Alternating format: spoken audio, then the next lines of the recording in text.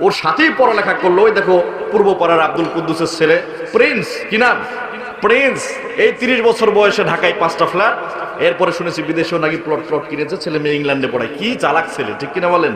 প্রাণের ভাইরা দেখেন, 30,000 টাকা সরকারি চাকরি করার পরেও কোটি কোটি টাকার বিলাসী জীবন যাপন করছেন। ওনার বাবা কি জানে না ওনার সন্তান কিভাবে এত টাকা পেল? কথা বলেন, কথা বলেন, কথা বলেন। তার মানে আমরা সামাজিক ভাবে সবাই এই দুর্নীতিকে মেনে নিয়েছি। এই জন্যই সমাজে নভেম্বর থেকে আগামী ফেব্রুয়ারি পর্যন্ত যে সকল দেশে 1 মিনিটের জন্য সূর্য উঠবে না, এটা 2000 বছর আগের গল্প বলছি না, আগামী 500 বছর পরের গল্প বলছি না, এই এখন এই মুহূর্তে সূর্য নাই, 24 ঘন্টা রাত। সে দেশগুলো হলো দেখেন, Norway, Finland, Greenland, Iceland, Sweden, Russia, যুক্তরাষ্ট্রের আলাস্কা অঞ্চল সহ রাশিয়ার বেশ কিছু অঞ্চল। এই অঞ্চলগুলোতে বিগত নভেম্বর থেকে সূর্য অস্ত গিয়েছে। ফেব্রুয়ারির 15 শেষ হওয়ার পর সূর্য উঠবে, এর আগে 1 মিনিটের জন্য সূর্য উঠবে না। সুবহানাল্লাহ। যে আল্লাহ তাআলা রহম করে আমাদেরকে সূর্যের আলো থেকে বঞ্চিত করেননি। আরেকবার কলিজা ভরে পড়ছি আলহামদুলিল্লাহ। বাংলাদেশের ঐতিহ্যবাহী বিভাগ ময়মনসিংহ, ইসলামের সিংহ শার্দুলদের বসবাস, ঠিক কিনা মুসলমান? তৎকালীন ব্রিটিশ ভারতীয় শাসন যখন এদেশে আবহমান কাল ধরে, পৌত্তলিকদের অত্যাচারে মানুষ কুরবানি দিতে পারে না, ঠিক মতো মসজিদে নামাজ পড়তে পারে না, মুরব্বীরা মাথা জোগাইতেছে। সেই সময়ে এই ময়মনসিংহের মুসলমানরা তাদের চরিত্র দিয়ে, ইসলামের মহান বার্তা দিয়ে এই গোটা অঞ্চলকে ইসলামে আলোকিত করেছিল। পড়ুন সুবহানাল্লাহ। সেই ব্রাহ্মণ ময়মনসিংহের অত্যন্ত ঐতিহ্যবাহী ফুলবাড়িয়ার কুটিরা পশ্চিম পাড়া জামে মসজিদের উদ্যোগে আয়োজিত আজকের এই নান্দনিক এবং প্রাণবন্ত কোরআনুল কারীমের মাহফিল, পর্দার আড়ালে আছেন মা এবং বোনেরা, সকলে মিলে আমরা রব্বুল আলামিনের দরবারে আলিশানের শুকরগুজার হব। আমার আগে কথা বলে ধন্য করেছেন হাফেজ মাওলানা আতিকুর রহমান, আতিকুল ইসলাম সাহেব এবং আলহাজ হযরত মাওলানা মুফতি ওবায়দুল্লাহ সাহেব। আল্লাহ তাআলা যারা কথা বলেছেন সকলের জবানের মধ্যে বারাকা দান করেন, পড়ি আমিন। আসুন, রাত গভীর হয়েছে, কথা সংক্ষিপ্ত করে সরাসরি আলোচনায় ঢুকতে চাই। রাগ করবেন আপনারা? সকলে মিলে আল্লাহ সুবহানাহু ওয়া তাআলার দরবারে আলিশানে শুকরগুজার করি যে আল্লাহ তাআলা রব্বুল ইজ্জাত কোনো ধরনের যোগ্যতা ছাড়াই আপনাকে আমাকে এই বিশ্ব চরাচরের সর্বশ্রেষ্ঠ মাখলুক হিসেবে সম্মান দান করেছেন, বলি আলহামদুলিল্লাহ। কিরকম? সম্মানিত ভাইরা আমার, আধুনিক প্রাণীবিজ্ঞানীগণ বলছেন একটা মশা, এই ময়মনসিংহে মশা আছে না নাই, একটা মশা 1 সেকেন্ডে 400 থেকে 600 বার পর্যন্ত তার ডানাগুলো নাড়িয়ে থাকে। আস্তে করে বলেন সুবহানাল্লাহ। 1 সেকেন্ড বললেও তো 2 সেকেন্ড লাগে, ঠিক কিনা ভাই? এই 1 সেকেন্ডে একটা পূর্ণ প্রাপ্তবয়স্ক মশা 400 থেকে 600 বার ডানা ঝাপটিয়ে থাকেন। এই গেল ছোট্ট একটা মশা। এবার আসেন, প্রাণী জগতের সবচেয়ে বড় প্রাণীর নাম কি বলেন তো ভাইরা আমার? জি, নীলতিমি। সুবহানাল্লাহ। এক একটা নীলতিমি 100 থেকে 120 ফিট পর্যন্ত দৈর্ঘ্য হয়। সুবহানাল্লাহ। এবং তার ওজন হয় প্রায় 200 টন। আল্লাহু আকবার বলে। প্রত্যেকটা দিন এক একটা নীলতিমি 4 টনের বেশি খাবার খেয়ে থাকে। এই মুহূর্তে যে নীলতিমিটা জন্মগ্রহণ করেছেন, প্রাণীবিজ্ঞানীগণ বলছেন ওই জন্মগ্রহণ করা সদ্য ভূমিষ্ঠ নীলতিমির বাচ্চা 450 থেকে 500 লিটার পর্যন্ত দুধ পান করে। আল্লাহু আকবার বলে। প্রাণী জগতে এমন বিচিত্র সব সৃষ্টি আল্লাহ তাআলা সৃজন করেছেন, এরপরেও রব্বুল আলামিন কোন প্রাণীকে আশরাফুল মাখলুকাত উপাধি দিয়েছে নাকি? তুমি মাটির আদমকে প্রথম সৃষ্টি করিয়া ঘোষণা করিয়া দিলে শ্রেষ্ঠ বলিয়া, তাই নূরের ফেরেশতা করে আদমকে সেজদা, সবার চেয়ে দিলে মাটির মানুষকে সম্মান। আল্লাহু আল্লাহু তুমি জানলে জালালুহু, শেষ করা তো যায় না গেয়ে তোমার গুণগান। আল্লাহু আল্লাহু। আলহামদুলিল্লাহ পড়েন। এত বিচিত্র, এত বৈচিত্র্যময়, এত বড় বড় আল্লাহ তাআলার সৃষ্টির মাঝে মাত্র 5 ফিট, 5.5 ফিট, 6 ফিট মানুষকে আল্লাহ সৃষ্টির শ্রেষ্ঠ করেছেন। আরেকবার পড়েন আলহামদুলিল্লাহ। সম্মানিত হাজিরিন, রব্বুল আলামিন এখানেই শেষ করলে পারতেন, কিন্তু এখানেই শেষ নয়। এমন এক গ্রন্থ, এমন এক কিতাব দিয়ে আমাদেরকে ধন্য করেছেন রব্বুল আলামিন। এই কিতাবের মাহফিল সম্পর্কে আমাদেরকে জানিয়ে দিয়েছেন আল্লাহ রাসূলের মাধ্যমে। বলেন সুবহানাল্লাহ। আন শাহল ইবনে সাদ সাঈদ রাদিয়াল্লাহু তাআলা আনহু قال قال النبي صلى الله عليه وسلم رباط يوم في سبيل الله خير من الدنيا وما عليها رواه البخاري। আল্লাহ রাসূল বুখারীতে বলছেন, কোরআনুল কারীম শুনবার জন্য, শোনাবার জন্য এবং কোরআন থেকে আমল করবার জন্য আল্লাহর যে বান্দা বান্দিরা সামান্যটুকু সময় দিলেন, এই সময়টুকু আসমান জমিনের যা কিছু আছে সব কিছু বিক্রি করলে যে দাম হয়, আমি আল্লাহর কাছে ওই সময়টুকুর তার চেয়ে বেশি দাম হয়ে যায়। সুবহানাল্লাহ। তাহলে সারাদিনের পরিশ্রম পড়ে এই রাতের কনকনে শীতে আমরা পৌষের এই ঠান্ডার মধ্যে কোরআন শুনতে এসেছি। বলুন তো, আমরা লাভের পক্ষে আছি না লসে চলে গিয়েছি? একটু সে শুকরিয়া আদায় করবো আলহামদুলিল্লাহ। এরপরে সূরাতুল মুদ্দাসসির আল্লাহ তাআলা বলছেন, হে নবী, ওয়া রাব্বাকা ফাকাব্বির, আমি আল্লাহর নাম যখন নেবেন কলিজা মোটা করে, সিনা টান টান করে সিংহের মতো নেবেন। বলেন তো এই আদেশটা কার? পারবো তো ইনশাআল্লাহ? আপনি জেনে বলেন আর না জেনে বলেন, বুঝে বলেন আর না বুঝে বলেন, একবার আল্লাহু আকবার বলবেন, আমল নামায় 100টা সওয়াব যিনি দিয়ে দিবেন তিনি কে? একটু আল্লাহকে খুশি করার জন্য ডাক দেন তো আল্লাহু আকবার। আলহামদুলিল্লাহ। প্রাণের ভাইরা আমার, রব্বুল আলামিন এরপরে সাইয়েদনা দাউদ আলাইহিস সালাতু ওয়াস সালামকে আল্লাহ তাআলা নবী করিম সাল্লাল্লাহু আলাইহি সাল্লামের মাধ্যমে পরিচয় করিয়ে দিচ্ছেন। হযরতে দাউদ আলাইহিস সালাম জবরদস্ত আল্লাহর পয়গম্বর। তিনি একদিন বলছেন, ইয়া রব্বুল আলামিন, মিজানের পাল্লাটা কত বড় আমি দাউদ একটু দেখতে চাই। আল্লাহ তাআলা বললেন, জিবরাইল, আমার নবী দাউদকে একটু মিজানের পাল্লাটা দেখিয়ে দাও। দাউদ আলাইহিস সালাম দেখলেন, চোখের সীমানা যত দূর যায়, চোখের দৃষ্টির সীমা যত দূর যায়, তত দূর পর্যন্ত মিজানের পাল্লাটা বিস্তৃত, এত বড়। বলেন সুবহানাল্লাহ। এত বড় মিজানের পাল্লা দেখে দাউদ আলাইহিস সালাম জায়গায় বেহুশ হয়ে গেছে। বলেন সুবহানাল্লাহ। আল্লাহকে বললেন, রব্বুল আলামিন, এত বড় মিজানের পাল্লা বান্দা কোন আমল দিয়ে পরিপূর্ণ করতে পারে? আল্লাহ তাআলা বললেন, দাউদ, দুশ্চিন্তার কোনো কারণ নেই, একটা মাত্র কালিমাতুশ শুকর আছে, যেই কালিমাতুশ শুকর আমার কোন বান্দা বা বান্দি হরহামেশা চলতে ফিরতে উঠতে বসতে তেলাওয়াত করবে, তার এই একটা আমলের জন্য ওই মিজানের পাল্লাটা ভারী হয়ে জমিনে পড়ে যাবে। সুবহানাল্লাহ। সবাই বলবেন তো? রেডি তো ইনশাআল্লাহ? সকলেই আমার সঙ্গে বলেন, আলহামদুলিল্লাহি রাব্বিল আলামিন। এই একখানা জিকির যদি বান্দা তার জবানের সঙ্গে ফিট করে নিতে পারেন, দাউদ আলাইহিস সালামকে আল্লাহ তাআলা খবর দিচ্ছেন, কোন বান্দা বান্দি এই একটা মাত্র কালিমা যদি সব সময় জপ করে, জিকির করে, আমি আল্লাহ তাআলা তার জন্য গ্যারান্টি দিয়ে দিলাম, মিজানের পাল্লা যত বড়ই হোক, এই একটা কালিমাতুশ শুকরের ওজন মিজানের পাল্লা নিতে পারবে না। সুবহানাল্লাহ। সব সময় পড়বো কি? আলহামদুলিল্লাহি রাব্বিল। সংক্ষেপে অন্তত বলবো আলহামদুলিল্লাহ। পারবো না ইনশাআল্লাহ? সকলে বলেন একবার আলহামদুলিল্লাহ। প্রাণের ভাইরা, এটা বর্তমানে আমরা 1447 হিজরি অতিবাহিত করছি, রজব মাসের 6 তারিখ। তো বলতেছিলাম, ইংরেজি কোন মাসে এটা বলেন তো ভাইরা আমার? ডিসেম্বর। মাশাআল্লাহ, সচেতন সমাজ। এখান থেকে নিয়ে আগামী ফেব্রুয়ারি পর্যন্ত যদি একদিনের জন্য সূর্য না ওঠে, আমাদের কি কোনো ক্ষতি হবে? একটু ভেবে চিন্তে বলবেন ভাইরা আমার। জি, রাজশাহী থেকে এসেছি অনেক কষ্ট করে, সেই সকালে 11টায় গাড়িতে উঠছি, প্রাইভেট কারে, শুধু আপনাদের মোহাব্বতে, আপনাদের টানে, আপনাদের দোয়া নেওয়ার জন্য আসছি।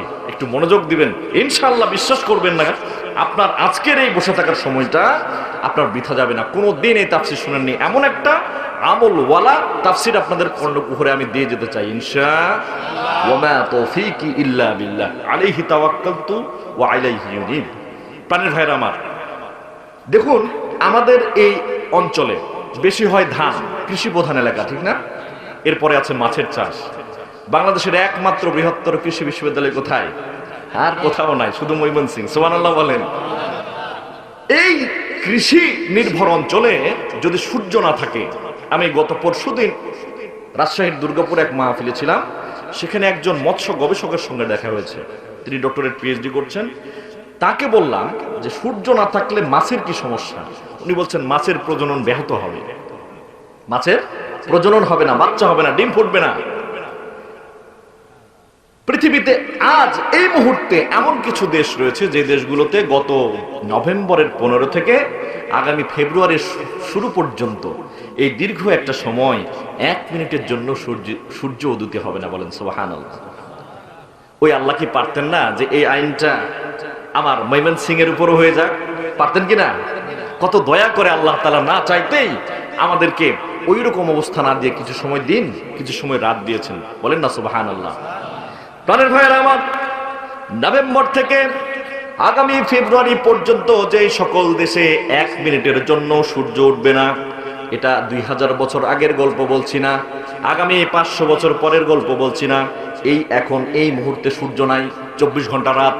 সে দেশগুলো হলো দেখেন, Norway, Finland, Greenland, Iceland, Sweden, Russia, যুক্তরাষ্ট্রের আলাস্কা অঞ্চল সহ রাশিয়ার বেশ কিছু অঞ্চল।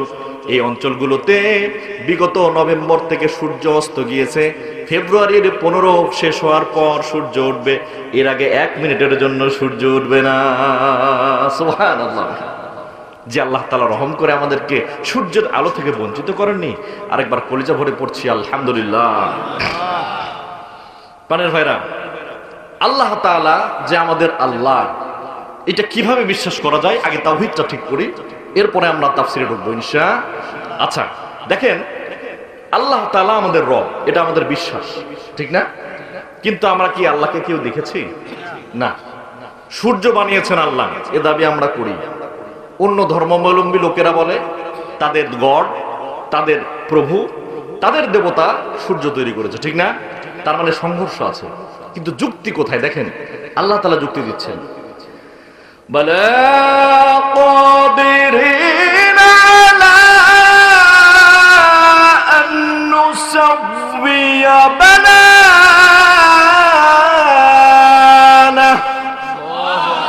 রব্বুল আলামিন বলেন, মানুষরা তোমরা কি লক্ষ্য করো না, আমি আল্লাহ তোমাদের এমন একটা নখের প্রিন্ট দিয়েছি, ফিঙ্গার প্রিন্ট।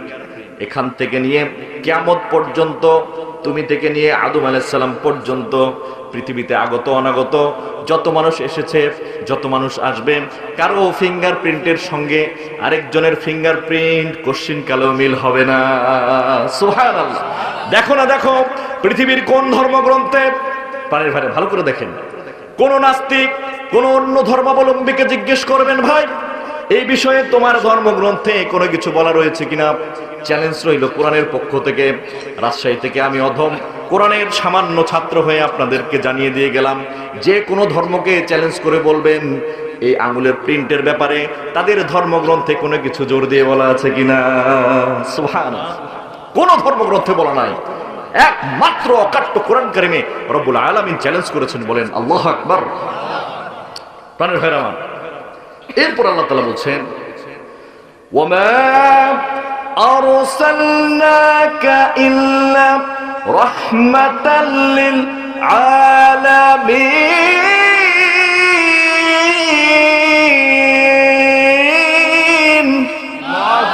রব্বুল আলামিন বলেন, আমি যেমন রব্বুল আলামিন, জগৎ সমূহের জন্য আমি আল্লাহ যেমন রব, এমন নবী শেষ জামানার উম্মত তোমাদেরকে দিলাম, তিনি হলেন তামাম জগৎ সমূহের জন্য রহমত।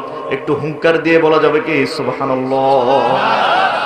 শুধু আমাদের পৃথিবীর জন্য নয়, মঙ্গল গ্রহের জন্য, ইউরেনাসের জন্য, প্লুটোর জন্য, বুধের জন্য, ইউরেনাসের জন্য, প্লুটোর জন্য। এর বাইরে যত আকাশ, মাটির নিচে যত স্তবক জমিন আছে, সমস্ত কুল কায়নাতের জন্য আপনার আমার নবী হলেন রহমত। আরেকবার বলেন সুবহানাল্লাহ। সে নবীর উম্মত হতে পেরে আমরা খুশি না বেজার ভাই? হৃদয় থেকে আবার পড়ছি আলহামদুলিল্লাহ। সম্মানিত হাজিরিন, কেমন রহমতের নবী দেখেন।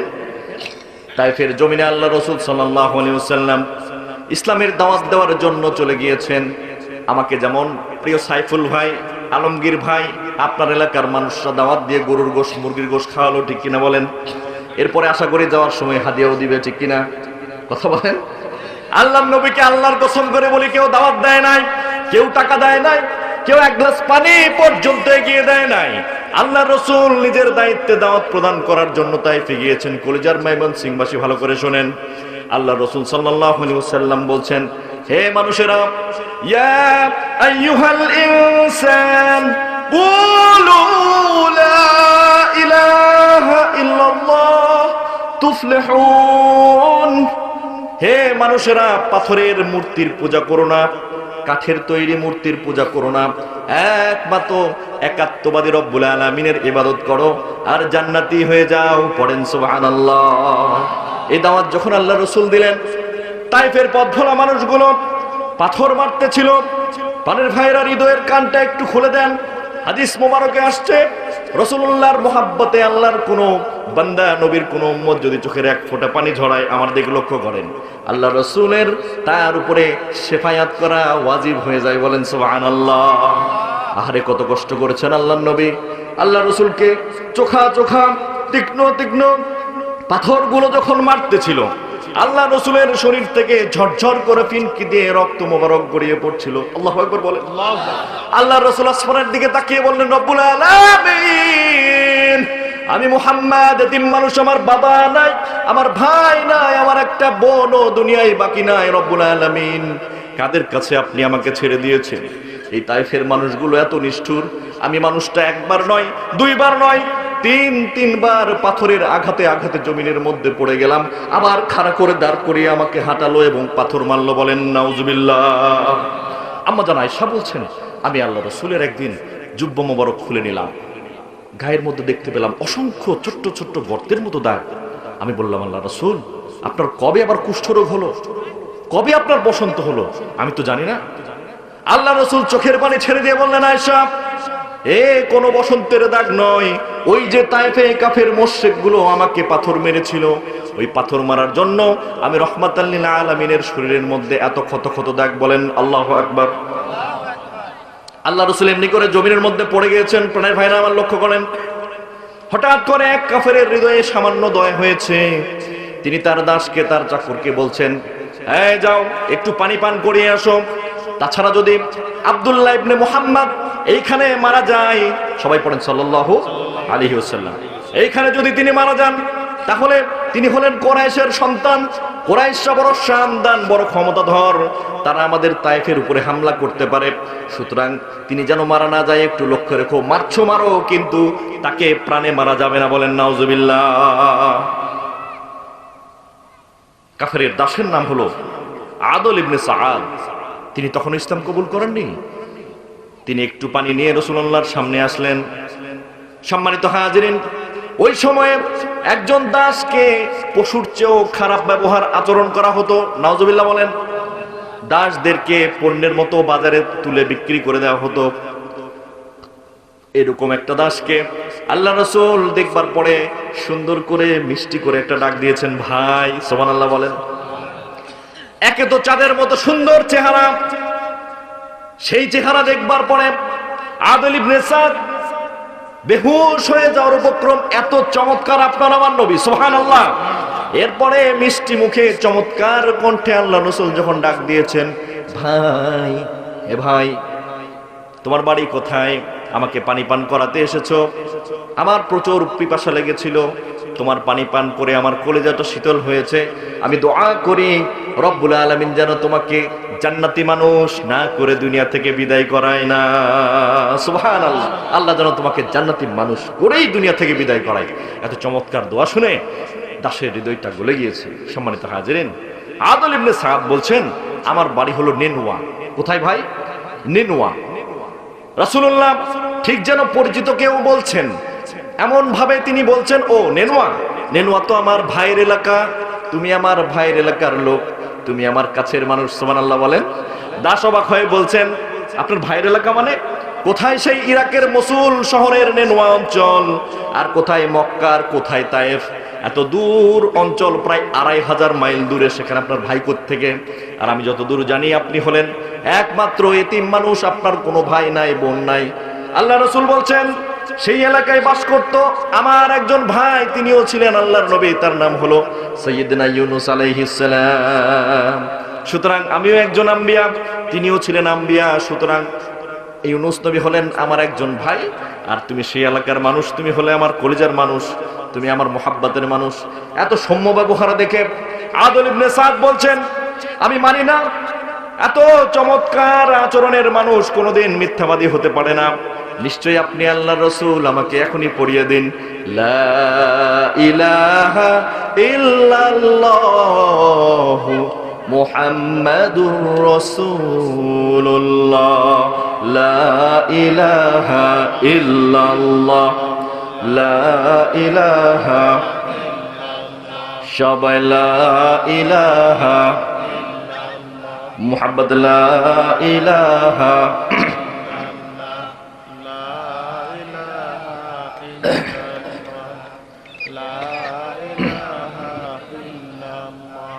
চন্দ্র সূর্য গ্রহ তারা আমার আল্লাহ নামে পাগল পারা। আল্লাহু আকবার বলে। আমার আল্লাহ নামে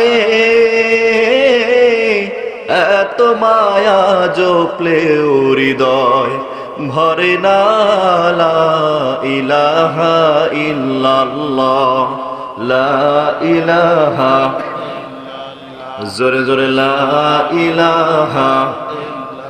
আলহামদুলিল্লাহ। প্রাণের ভাইরা আমার, একদল কাফের এসে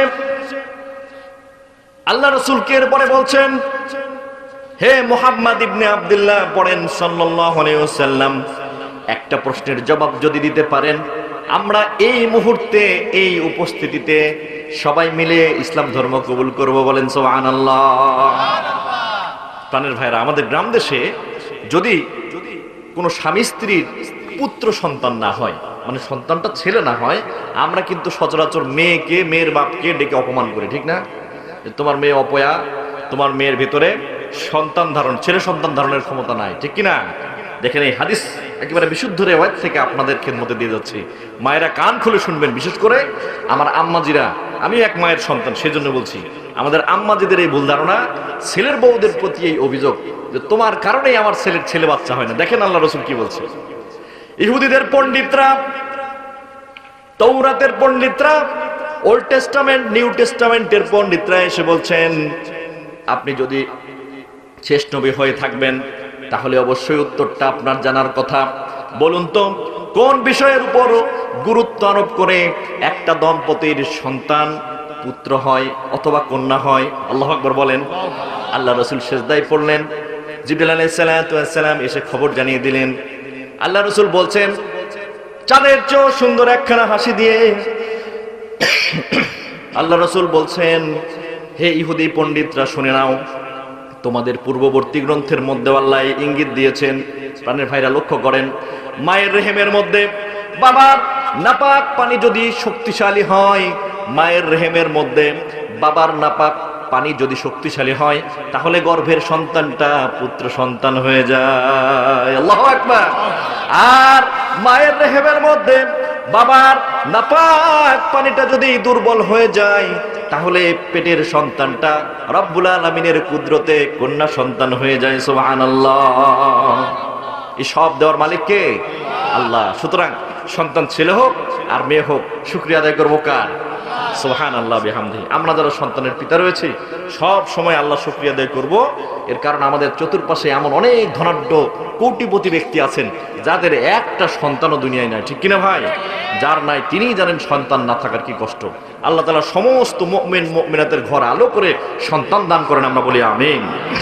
প্রাণের ভাইরা চলুন সামনের দিকে এগিয়ে যাই।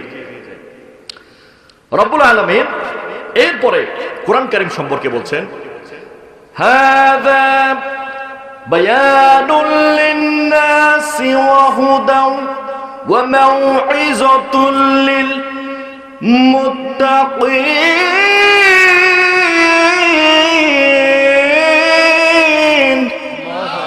আল্লাহ তাআলা বলছেন এই কোরআন সাধারণ কোনো কিতাব নয়, এই কোরআন হলো মানুষের জন্য স্পষ্ট বর্ণনা এবং হেদায়াত, সুবহানাল্লাহ, এবং মুত্তাকিদের জন্য হলো উপদেশ।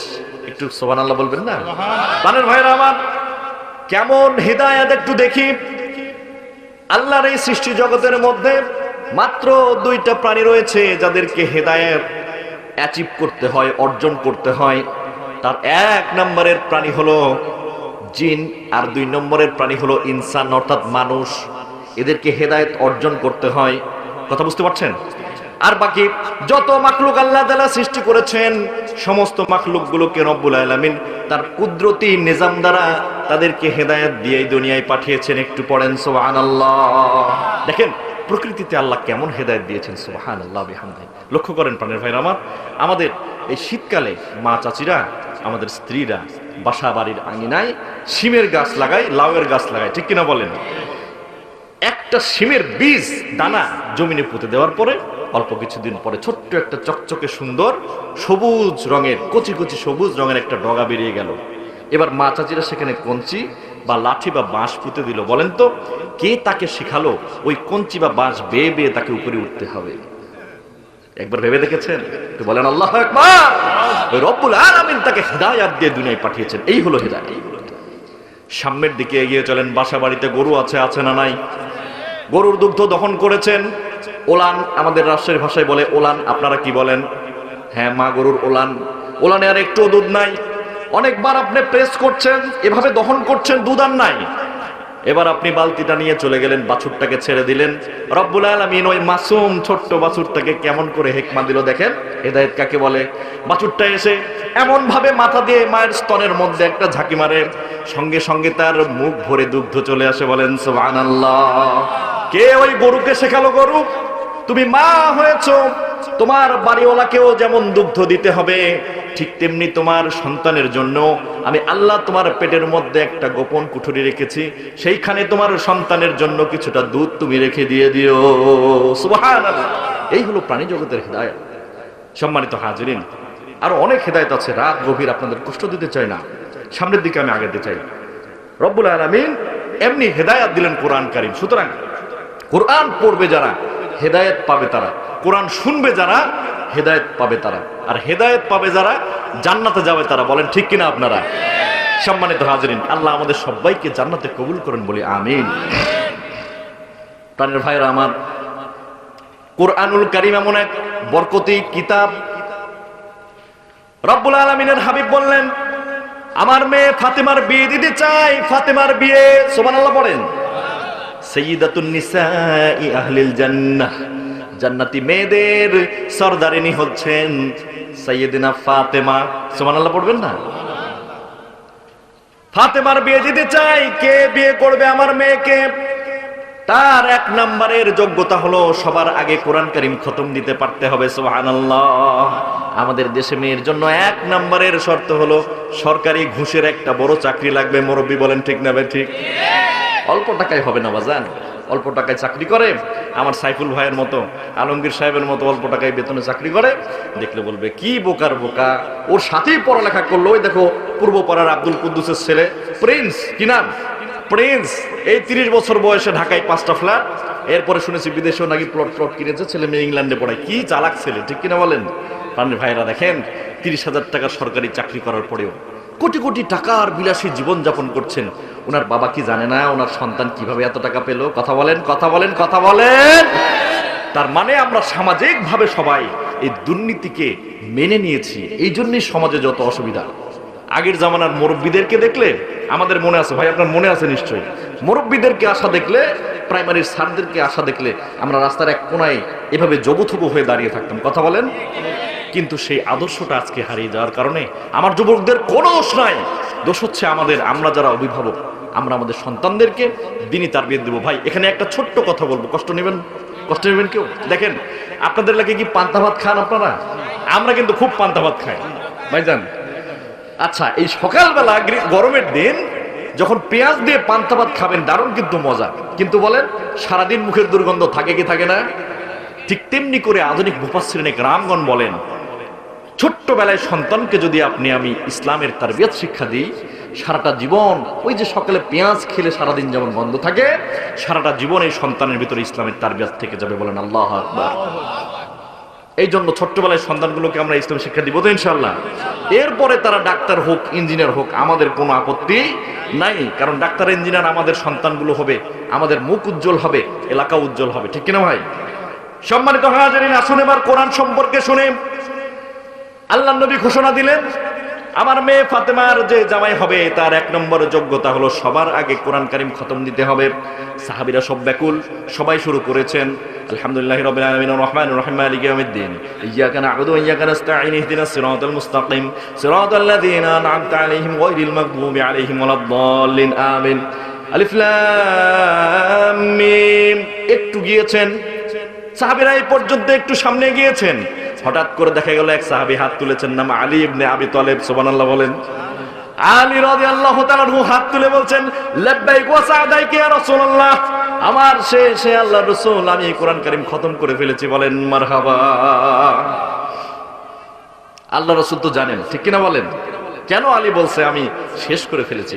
সাহাবীরা অবাক হয়ে তাকিয়ে বলছেন, আল্লাহ রাসূলের মানে কি? আলী কি আমাদের সঙ্গে মশকরা করে? আমরা এত প্রবীণ বুজুর্গ, ভাষা পণ্ডিত, শিক্ষিত সব সাহাবীরা, আমরা একজন কোরআনের হাফেজ, আমরা বাকারার সামান্যটুকু যেতে পারি নাই, তিনি বলেন কোরআন শেষ। আল্লাহ রাসূল বললেন, আলী বলে দাও কিভাবে তুমি এত দ্রুত সময়ে কোরআন কারীম খতম করলে? ও ময়মনসিংহের তাওহীদ প্রেমী মুসলমান ভাই এবং বোনেরা, দিলের কানটা খুলে দেন। এই একটা আমল যদি আজকে 26-এর শুরু লগ্নে অথবা 25-এর শেষ লগ্নের এই তাফসীর কোরআন মাহফিল থেকে আমরা নিতে পারি, রব্বুল আলামিনের কসম করে বলি, আগামী বছরের আমাদের জীবনটা আরো সুন্দর হবে ইনশাআল্লাহ। ছোট্ট একটা আমল, খুব নজর করে শোনেন প্রাণের ভাইরা আমার, মা বোনেরা পর্দার আড়ালে আছেন, মনোযোগ দিয়ে শ্রবণ করেন।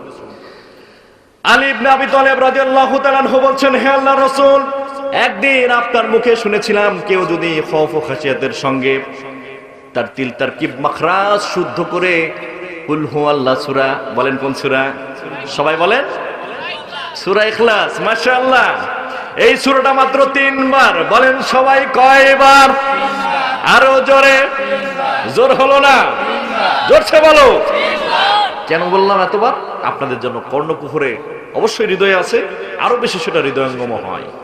মাত্র 3 বার সূরা ইখলাস তেলাওয়াত করবেন। আল্লাহ রাসূল বলেছেন গোটা 30 পারা খতম দিলে যে সওয়াব, আল্লাহ তাআলা আপনার আমার আমলনামায় সে পরিমাণ সওয়াব দিয়ে দিবেন। সুবহানাল্লাহ। আসেন একবার একটু 10 পারা কোরআন খতম দিই, দিবেন তো ইনশাআল্লাহ? রাগ করবেন নাকি? আমার সাথে সবাই পড়েন, কুল হুয়াল্লাহু আহাদ আল্লাহুস সামাদ লাম ইয়ালিদ ওয়া লাম ইউলাদ ওয়া লাম ইয়াকুল লাহু কুফুয়ান আহাদ। আল্লাহু আকবার।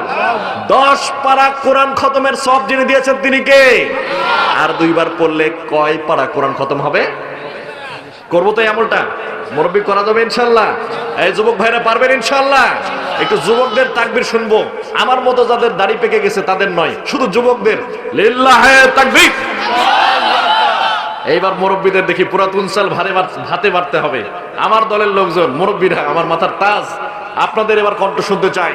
সেই যুবক বয়সে যখন আপনার আমার এলাকায় সেই হিন্দুদের লক্ষণ সেনেরা যখন এই এলাকায় কুরবানি দিতে দিত না, সেই সময় যে তাকবীরটা দিয়েছিলেন ওইটা আজকে দেওয়া লাগবে। পারবেন তো ইনশাআল্লাহ? লিল্লাহে তাকবীর। মাশাআল্লাহ।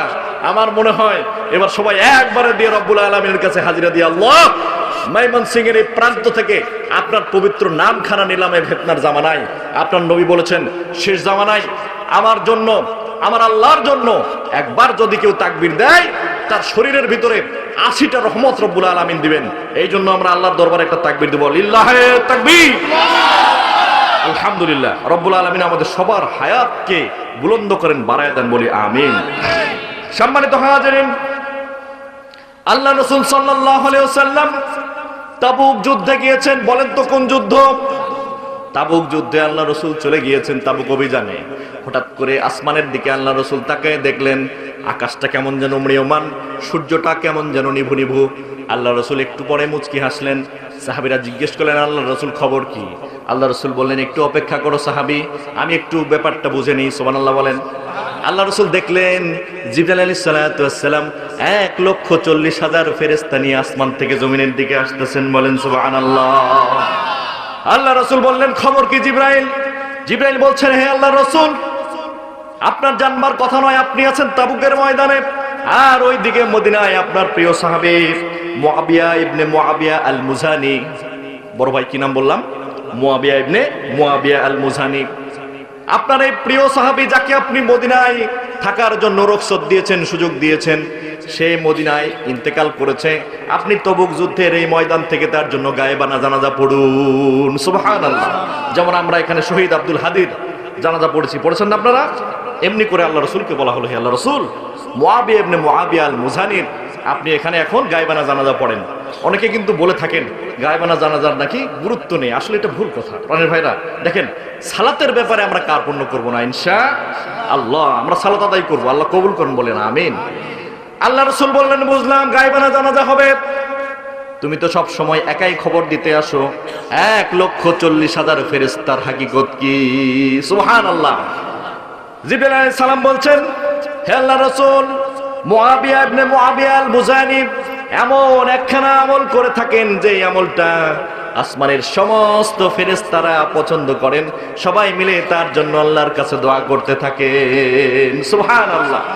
আল্লাহ রাসূল বললেন, কি আমল? সেই আমল যে আমলের জন্য আমার মুআবিয়া ইবনে মুআবিয়া আল মুজানির জন্য আসমান থেকে 1,40,000 ফেরেশতা আজকে জমিনে তার গায়বানা জানাজা পড়ার জন্য এসেছে। জিবরাইল আলাইহিস সালাম এবার আল্লাহ রাসূলকে খুশখবরি দিয়ে বললেন, হে আল্লাহ রাসূল, ভারী এমন কোনো আমল নয়, ছোট্ট একটা আমল। তা হলো মুআবিয়া ইবনে মুআবিয়া আল মুজানি যখন রাস্তার পাশ দিয়ে হাঁটে, যখন অবসর সময় একা থাকে, যখন কোনো দিকে প্রান্তরের দিকে যাওয়ার প্রয়োজন হয়, বাজারে যায়, ঘাটে যায়, ডানে যায়, বামে যায়, সব সময় সে পড়ে কুল হুয়াল্লাহু আহাদ, আল্লাহু আকবার। সূরা ইখলাস সে সব সময় তেলাওয়াত করে। এই সূরা ইখলাস সব সময় তেলাওয়াত যারা করবে তাদের জানাজায় আসমান থেকে ফেরেশতা নাজিল হবে। সুবহানাল্লাহ। জোরে বলেন সুবহানাল্লাহ। বুঝতে পারতেছেন? কারো জানাজায় যদি রহমতের ফেরেশতা চলে আসে, তার কবরের আযাব হওয়ার সুযোগ আছে বড় ভাই। আল্লাহ তাআলা সবাইকে আমাদের সব সময় সূরা ইখলাসের আমল করার তৌফিক দেন, বলি আমিন। তাহলে চলেন আজকে আমরা এই আমলটা শুনলাম যে কোরআন কারীম একবার খতম দেওয়ার মতো সওয়াব হয় 3 বার সূরা ইখলাস পড়লে, ঠিক কিনা ভাই? আর সব সময় সূরা ইখলাসের যদি তেলাওয়াত করা যায় তাহলে জানাজার সময় ফেরেশতারা হাজির হতে পারেন, বলেন সুবহানাল্লাহ। এরপরে দেখেন আমরা এখন সম্পূর্ণ আলোচনায় প্রবেশ করব। রব্বুল আলামিন আল্লাহ রাসূলকে বলছেন, হে আল্লাহ রাসূল, আপনি প্রাগৈতিহাসিক সময়ে বনী ইসরাইলের জামানায় দুনিয়ায় ছিলেন না, কিন্তু আমি আল্লাহ সুবহানাহু ওয়া তাআলা কুরআন কারীমের মাধ্যমে আপনাকে খুলে খুলে সব বর্ণনা করব, বলেন না সুবহানাল্লাহ। রব্বুল আলামিন বলেন, নাহনু নাকুসু আলাইকা আহসানাল কসাসি বিমা আওহাইনা ইলাইকা হাযাল কুরআন। আল্লাহ তাআলা বলছেন, আমি কুরআনুল কারীম থেকে, রব্বুল আলামিন বলেন কুরআনুল কারীম থেকে হে নবী আপনাকে ঘটনাগুলো খুলে খুলে সুন্দর সুন্দর ঘটনাগুলো বর্ণনা করব যা আপনার জানা ছিল না, বলেন সুবহানাল্লাহ। এমন একটা বরকতময় ঘটনা আমরা শুনে চোখের পানি ছেড়ে বাবা মার জন্য আমরা মাগফিরাতের দোয়া করে উঠে যাব ইনশাআল্লাহ। বেশি রাত করব না, আমি আবার ইনশাআল্লাহ আজকে রাতেই ফিরবো। আল্লাহ যদি চায়, আল্লাহ যদি আমাকে হেফাজত করেন, আপনাদের নেক দোয়া সাথে নিয়ে আবার আমি রাজশাহী ফিরতে চাই ইনশাআল্লাহ। সুতরাং আমিও আপনাদের জন্য কষ্টের কারণ হতে চাই না। প্রাণের ভাইরা দেখেন, আসলে তাফসীরুল কোরআন কারীম সম্পর্কে আপনাদেরকে একটু ধারণা দিই, যেহেতু সুযোগ্য ইমাম সাহেব আছেন, হ্যাঁ আলেম ওলামা আছেন, আপনাদের বুঝতে সুবিধা হবে। দেখেন কোরআনুল কারীমের যে কোনো সূরার নামকরণ আল্লাহ তাআলা করেন ওই সূরার ভিতরের বিষয়বস্তু থেকে অথবা কোনো একটা ক্যারেক্টার, কোনো একটা নাম থেকে, বলেন সুবহানাল্লাহ। ইমাম সাহেব কথা ঠিক আছে তো ইনশাআল্লাহ? আচ্ছা, এইবার দেখেন প্রাণের ভাইরা, কুরআনুল কারীমে রব্বুল আলামিন মোট 114 খানা সূরা দিয়েছেন। বলেন তো কতখানা? 114 খানা। এর মধ্যে 6টা রয়েছে প্রাণীর নামে সূরা, আর 8টা রয়েছে মানুষের নামে সূরা। একটু বলা যাবে কি সুবহানাল্লাহ? লক্ষ্য করেন, প্রাণীর নামে সূরাগুলো হলো 2 নম্বর সূরা সূরাতুল বাকারা, 6 নম্বর সূরা সূরা আনআম। আনাম মানে গৃহপালিত পশু, আর বাকারা মানে কি বলেন তো? হ্যাঁ, সবাই জানে, গাভী। এরপরে 16 নম্বর সূরা, সূরার নাম হলো নাহল, নাহল অর্থ মৌমাছি। 27 নম্বর সূরা নমল, নমল মানে হলো পিঁপড়া। 29 নম্বর সূরা, সূরার নাম হলো আনকাবুত, আনকাবুত মানে মাকড়সা। আর 105 নম্বর সূরা, সূরার নাম হলো ফিল, ফিল মানে হলো হাতি। বলেন সুবহানাল্লাহ। এই 6টা গেল প্রাণীর নাম। এবার মানুষের নামে আসেন, তার মধ্যে 6 জন নবী, 2 জন ওয়ালি। 10 নম্বর সূরা ইউনূস, 11 নম্বর সূরা হুদ, 12 নম্বর সূরা ইউসুফ, 14 নম্বর সূরা ইব্রাহিম, 19 নম্বর সূরা মারইয়াম, 31 নম্বর সূরা হলো লোকমান, 47 নম্বর সূরা মুহাম্মদ সাল্লাল্লাহু আলাইহি ওয়াসাল্লাম এবং 71 নম্বর সূরা, সূরার নাম হলো নূহ। সুবহানাল্লাহ বলেন। প্রাণের ভাইরা, এইভাবে করে রব্বুল আলামিন বৈচিত্র্য দিয়ে কোরআনটাকে সাজিয়েছেন। আমরা সকলের হৃদয় থেকে পড়ছি আলহামদুলিল্লাহ। আজকে আমরা আলোচনা করব 19 নম্বর সূরা সূরাতুল মারইয়াম। কোন সূরা থেকে বলেন? এই নামের কোনো মেয়ে আমাদের এলাকায় আছে? আচ্ছা, কিন্তু আমরা নামগুলো রাখি কি মরিয়ম। কি নাম রাখি? বিশ্বাস করেন, নামের মর্যাদার সাথে আমরা কিন্তু তাওহীদ করি। আল্লাহ এই নাম দেননি, আল্লাহ যে নাম দিয়েছেন সেটা হলো মারইয়াম। কি নাম বলেন? মারইয়াম। আমরা কিন্তু মরিয়ম বানাই ফেলছি। যাদের বাচ্চাদের এই নামটা মরিয়ম করা আছে, মা বোনেরাও আছেন, আমরা এখানে উপস্থিত হাজিরিন আছি, আমরা চেষ্টা করব নামটা মারিয়াম করে দেওয়ার। আল্লাহ তৌফিক দিক বলে আমিন। আচ্ছা, 19 নম্বর সূরা, সূরার নাম মারিয়াম। রাসূলুল্লাহ সাল্লাল্লাহু আলাইহি ওয়াসাল্লামের মাক্কি জীবনে, মাক্কি জিন্দেগিতে এই সূরাখানা নাজিল হয়। 18 এবং 19 নম্বর পারায় এই সূরাটি অবস্থিত। মোট আয়াত হলো 98টি, রুকু হলো 6টি। এই হলো মোটামুটি সামগ্রিক প্রাথমিক একটা ধারণা। প্রাণের ভাইরা, এইবার আসেন আমাদের এই যে পাশে মসজিদ, আমরা আজকে মসজিদের উন্নতি গল্পে আলোচনা, সেভাবে আমি আলোচনা সাজিয়ে এনেছি, কাছে এটার প্রয়োজন নেই। I know that very clearly ইনশাআল্লাহ। এনিওয়ে, তো যেটা বলতেছিলাম, তাফসীর আমরা কুরআনুল কারীম এর বাগানটা সাজিয়েছি মসজিদের উন্নতি গল্পে, কিন্তু ঠিক কিনা ভাই বলেন? কিন্তু বিশ্বাস করবেন না, এই সিজনে সবচেয়ে কম সংখ্যক কিন্তু সবচেয়ে প্রাণবন্ত লোক আপনারা, আলহামদুলিল্লাহ বলেন। সংখ্যাই কম কিন্তু প্রাণবন্ত। কি বন্ধ?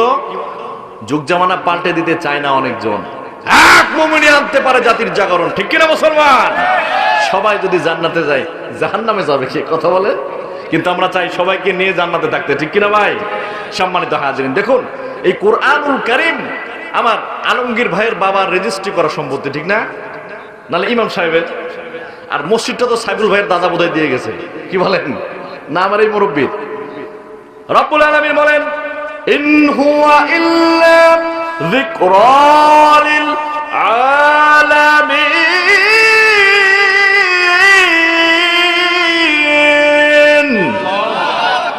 আওয়ামী লীগ, বিএনপি, জামাত ইসলাম, জাতীয় পার্টি, জাসদ, বাসদ, রাম, বাম, নাস্তিক, মুরতাদ, হিন্দু, খ্রিস্টান, ইহুদি, এরপরে মজুজিব, চারাল মারাল, মুচি, ডোম, সাতাল, মুসলমান সবার জন্য আমি রব্বুল আলামিন কোরআনকে রহমত হিসেবে প্রেরণ করলাম। সুবহানাল্লাহ। যেই কোরআনের কাছে আসবে, যেই কোরআনের সাথে তাআল্লুক, সম্পর্ক বজায় রাখবে, আমি রব্বুল আলামিন তাকে কোরআনের সাথে জান্নাত নসিব করে দিব। বলেন সুবহানাল্লাহ।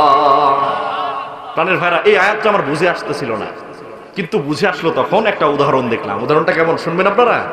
আচ্ছা, এই ময়মনসিংহে আপনার ফুলবাড়ি একটা সুন্দর আমের বাগান আছে। মনে করেন আমরা রাজশাহী অঞ্চলের মানুষ, তো আম দিয়ে আপনাদেরকে উদাহরণ দিচ্ছি। এই আমের বাগানে কয়েকজন যুবক ছেলে গিয়েছে আম পেড়ে খাওয়ার জন্য। ভালো করে মনোযোগ দেন।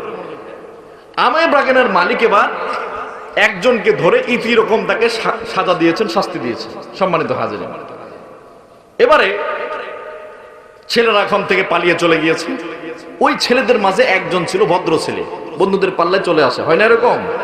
আচ্ছা, ওই ছেলের সঙ্গে এই আমওয়ালার, আমের বাগানওয়ালার মেয়ের বিয়ে। সুবহানাল্লাহ পড়েন। ওই ছেলেরা বলতেছে, যাক জ্যৈষ্ঠী মাস, বন্ধুর বিয়ে আবার ওই বাড়িতেই, আজকে কাজা আদায় হবে। মুরব্বি কথা বলে না, কি আদায় হবে? ওই যে গত বছর কিছু খাইতে পারছি আর পারি নাই, আজকে আদায় হবে। সবাই মিলে এসে আম গাছে উঠছে। সুবহানাল্লাহ বলেন। গাছওয়ালার ছেলে বলতেছেন, আব্বু গত বছর যে এই বেয়াদব ছেলেগুলোকে আপনি সাইজ করেছিলেন, ওরাই এই বছর আবার এসে আমাদের গাছে উঠেছেন। বাবা এবার ছেলের মুখটা চেপে ধরে বলে, বাবা চুপ। আজকে এসেছে তারা বরযাত্রী হয়ে, আমার মেয়ে সারা জীবন ওদের বন্ধুর বাসায় থাকবে আর খোটা শুনবে তোমার বাবা একটা ছোট লোক। আমার বন্ধুগুলো কয়েকটা মাত্র আম খেয়েছে, তার জন্য বিয়ে বাড়িতে কি হট্টগোল পাকালো, সুতরাং চুপ করে যাও, আজকে কিছু বলা যাবে না। সুবহানাল্লাহ। বরের সঙ্গী হওয়ার জন্য আম চুরি করলেও বাবা যেমন মাফ করে দেয়, কোরআন কারিমের পক্ষে থাকার পরেও যদি আমরা ছোটখাটো গুনাহ করি, কোরআনের বরকতে রব্বুল আলামিন আমাদেরকে মাফ করে জান্নাত দিয়ে দিতে পারেন। বলেন সুবহানাল্লাহ।